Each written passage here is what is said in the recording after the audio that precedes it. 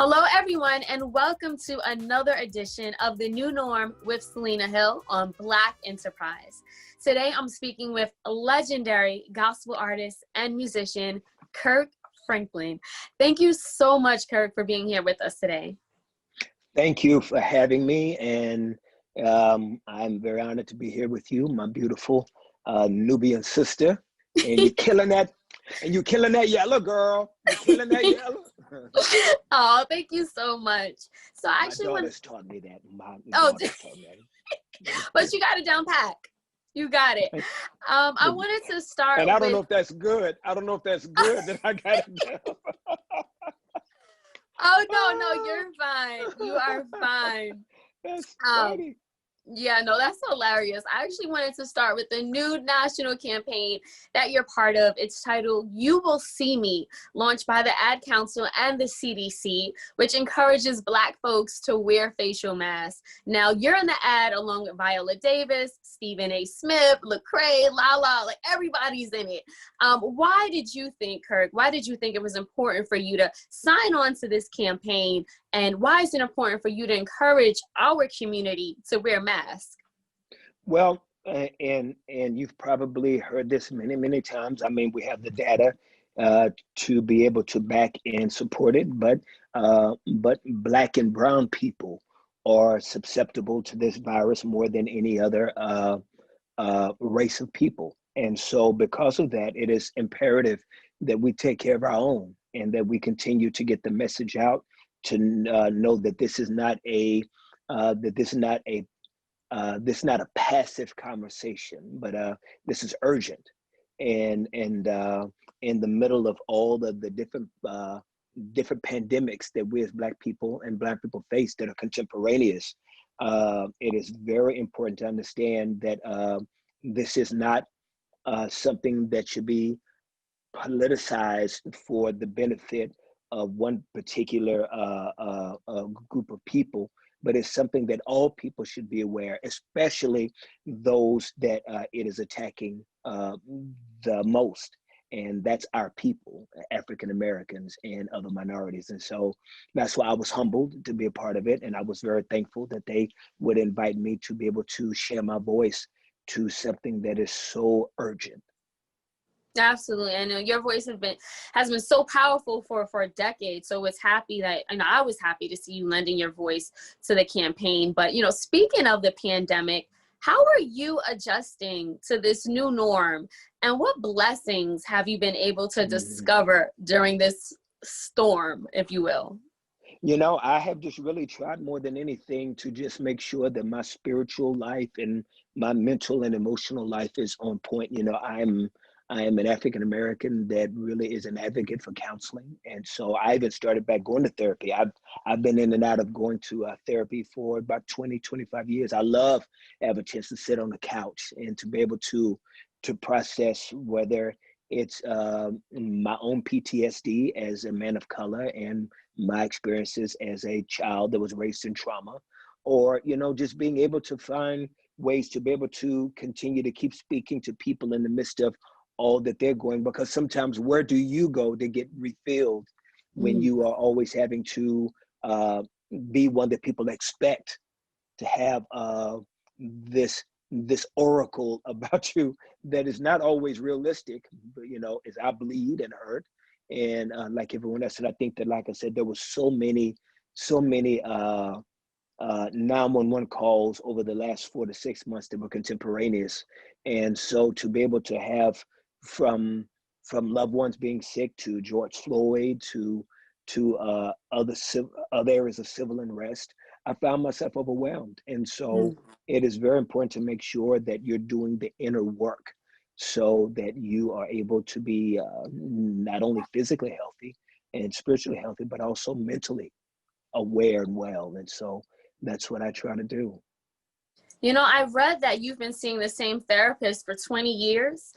Why is it important for you to be so vocal and public as of late, as of now, about, as you said, being a Black man going to therapy? I just think that if you follow my career, I've always been very transparent and very honest about my bad, my ugly. I mean, I've never, by the grace of God, I've never been in a situation where you had to find out about me from someone else. Everything you know about me is because I told you, and it's because I heal as I reveal. As I heal, as I reveal, and I find much healing in running to men that cover me, family members, relationships that have been very therapeutic for me, because it is very important to understand that there's power in the village. And that's what it was always supposed to be. It was never supposed to be something that was politicized or something that was institutionalized. It was always supposed to be a place of fluidity and healing and open honesty. Do you feel that there's still a stigma in the Black church in particular when it comes to therapy and seeking therapy? Probably is, but I could care less.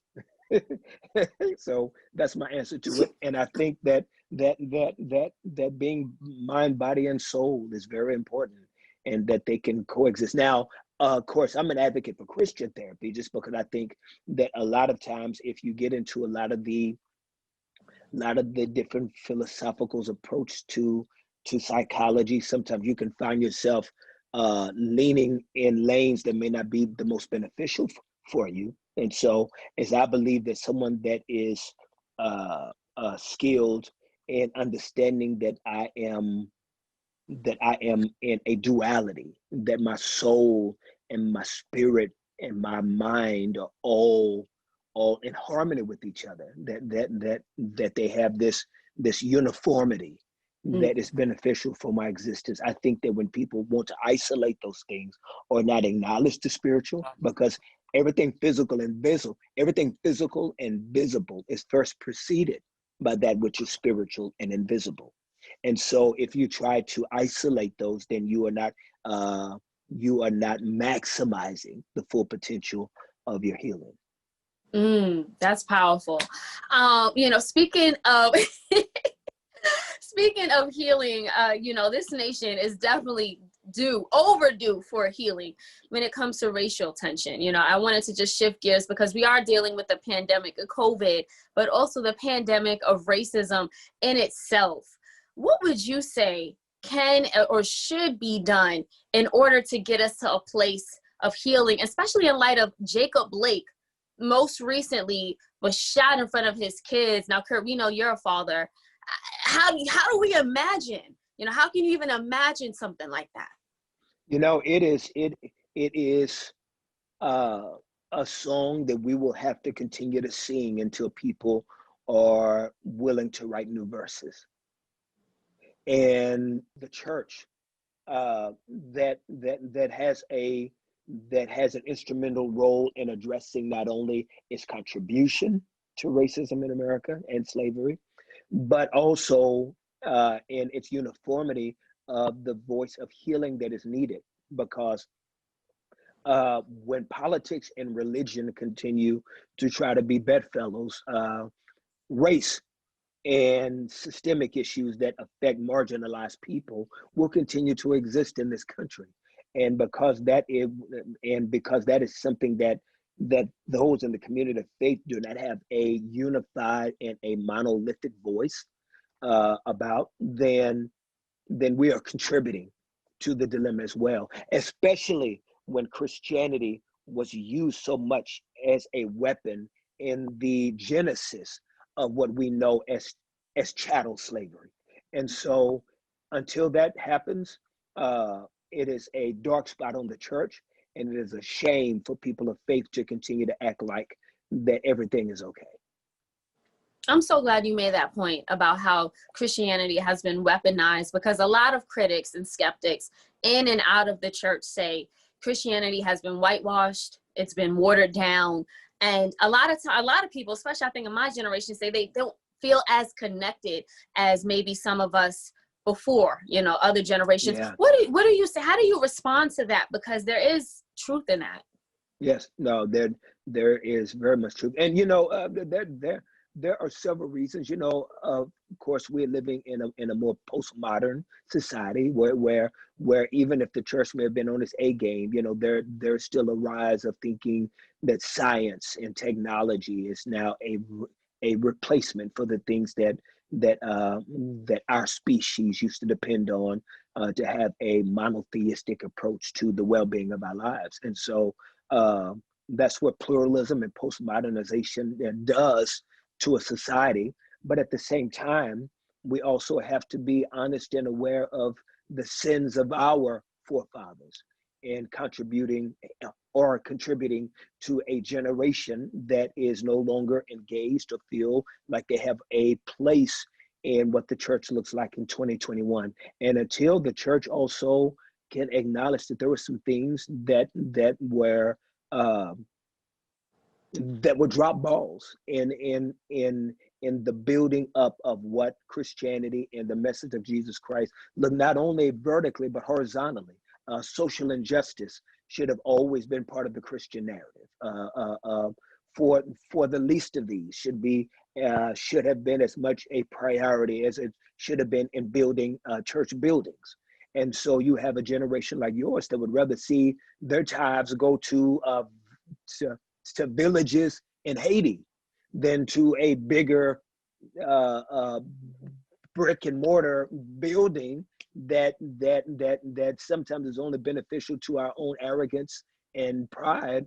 And so these things have to be recalibrated in our conversation about what does Christianity look in the 21st century to millennials and Gen Zers. And I think that it's a fair conversation, and it does not take away from the historic and accurate, legitimate conversation of the historic Jesus Christ that was not influenced by Europeans to Africa, but was really influenced from Africans to Europeans. That before Constantine was Christianity in the sub-Saharan parts of North Africa, where you had Augustine and Origen and Clement of Alexander and even the ancient city of Alexandria, North Africa, which was all historically known to have the largest library in that part of the world at the time. That there can be an academic approach to the conversation of Jesus Christ, as well as what the church has done wrong and what it can do right to be able to preserve and to continue the true narrative of that the message of Jesus Christ is real and it is relevant for these days and times. Absolutely. And I'm ready for that conversation. You're ready. Do you think the church at large, do you think our Christian leaders that we have today are ready for that conversation? Are they hearing, are they understanding what's happening, especially with those on the ground, the younger generations? And are they ready to pull up and talk about these things? Yes. I think that there's some. You have guys like Charlie Dates in Chicago. You have guys like Eric Mason in Philadelphia. Is I believe that there are men and women that are now. You have a Priscilla Shire here in Dallas, Texas. You have Dr. Tony Evans here in Dallas, Texas. That there are men and women that are growing. There's an underswell of theologians that understand the importance of culture and Christianity, and to be able to address the mistakes and to be able to give some solutions of how to move forward from historic and biblical points of view. Absolutely. So, Kirk, we've talked about two pandemics. What do you say to those who say, where is God in all of this? We're battling COVID-19. We're battling racism. It's not stopping. Where's God?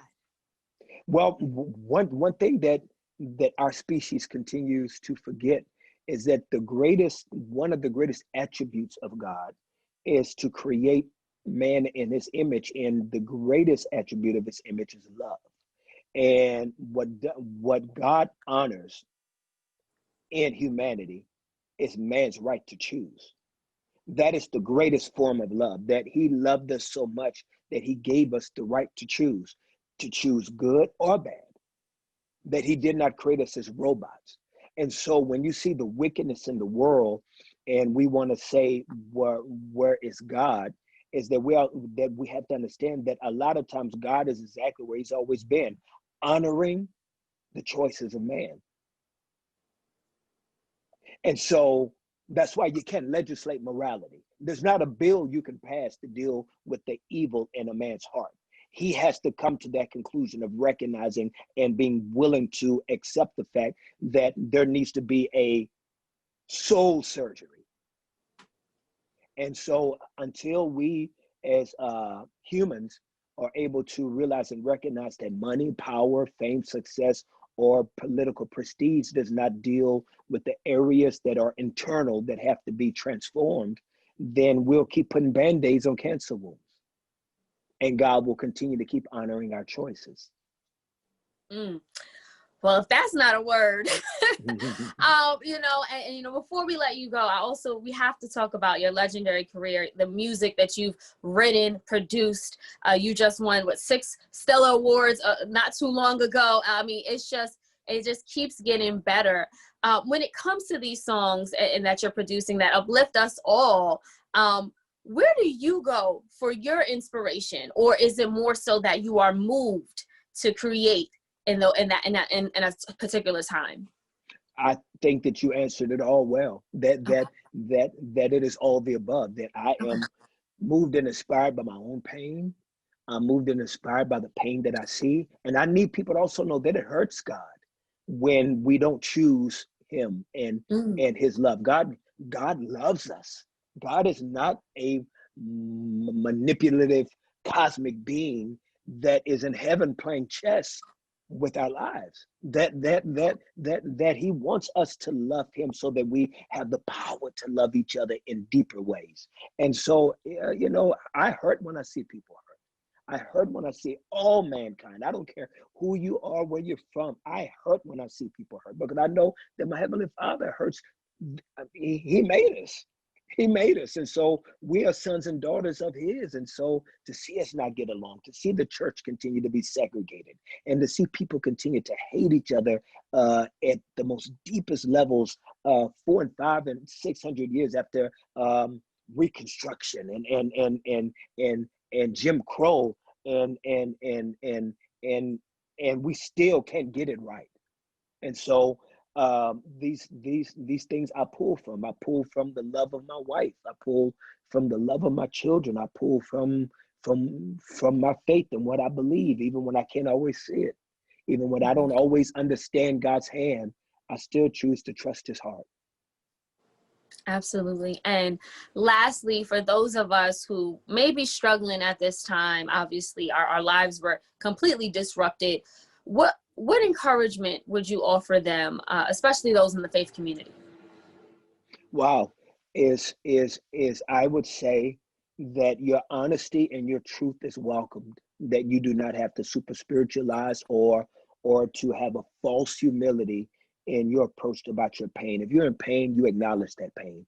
If you're pissed off, you acknowledge that level of festivity, right? You cast all your cares upon the Lord because He cares for you. He welcomes that God is not an insecure,